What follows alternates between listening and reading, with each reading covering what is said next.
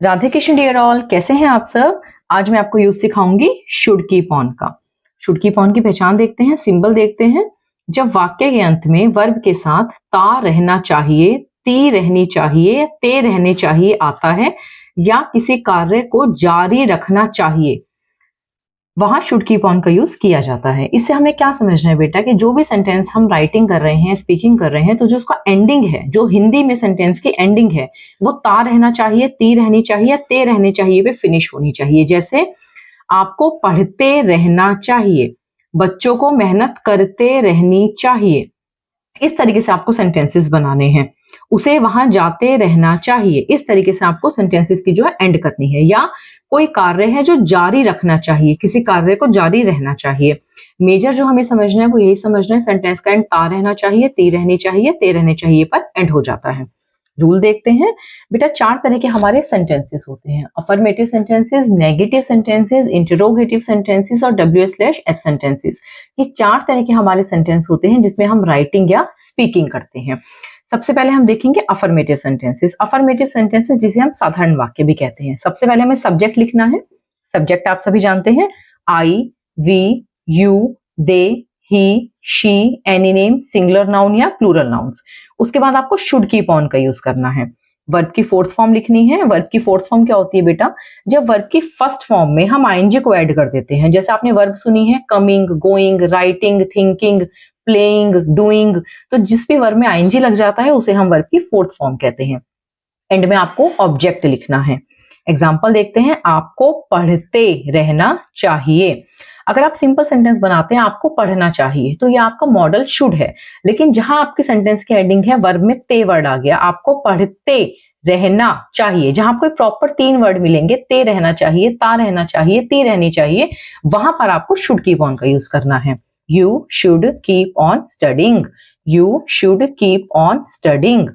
बच्चों को अभ्यास करते रहना चाहिए, चिल्ड्रन शुड कीप प्रैक्टिसिंग। जो बेटा आपके कीप के बाद आप ऑन लिख रहे हैं, जो ऑन है ये आपका ऑप्शनल है, ये आपकी मर्जी है। आप चाहें तो कीप के बाद ऑन का यूज करें, आप चाहें तो हटा भी सकते हैं।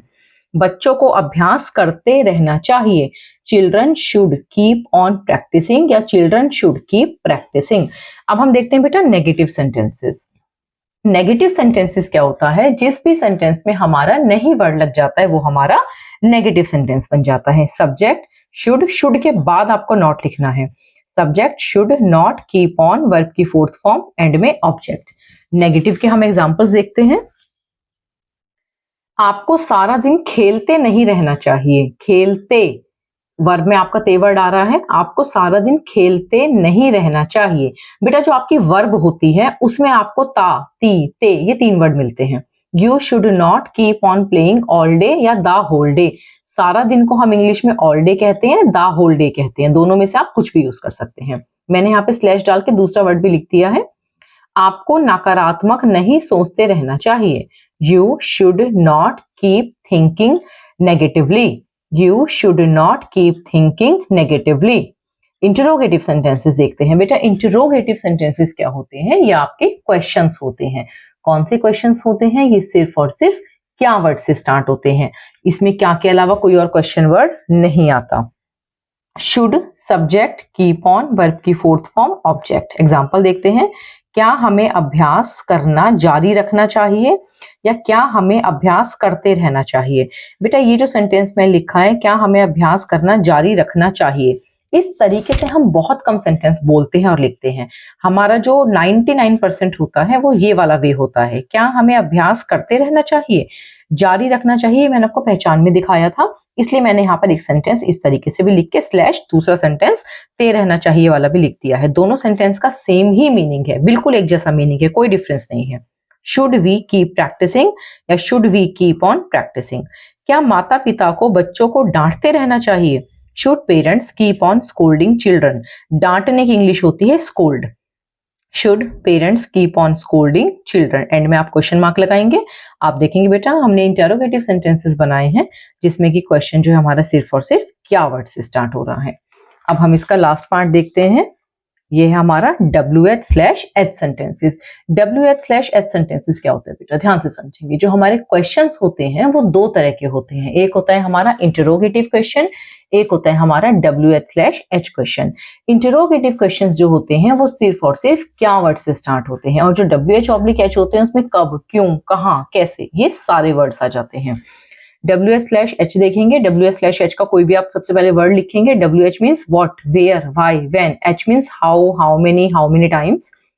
शुड लिखना है, सब्जेक्ट, सब्जेक्ट के बाद आपका कीप ऑन आएगा, वर्ब की फोर्थ फॉर्म आप लिखेंगे, एंड में ऑब्जेक्ट और क्वेश्चन मार्क। एग्जाम्पल देखेंगे, हमें कब तक मेहनत करते रहनी चाहिए, या हमें कब तक मेहनत करना जारी रखना चाहिए। हाउ लॉन्ग, कब तक को हम इंग्लिश में हाउ लॉन्ग कहते हैं। How long should we keep working hard, how long should we keep working hard.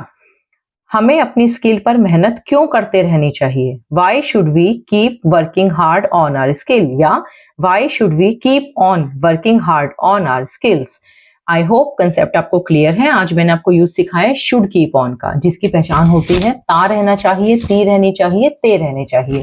मैंने आपको इसमें चारों तरीके की जो सेंटेंसेस हैं वो समझा दिए हैं, लेकिन फिर भी बेटा अगर किसी भी कंसेप्ट में आप कोई प्रॉब्लम फेस करते हैं तो प्लीज आप कमेंट कीजिएगा, मैं कोशिश करूंगी आपके कमेंट्स का जवाब देने की। Thank you so much.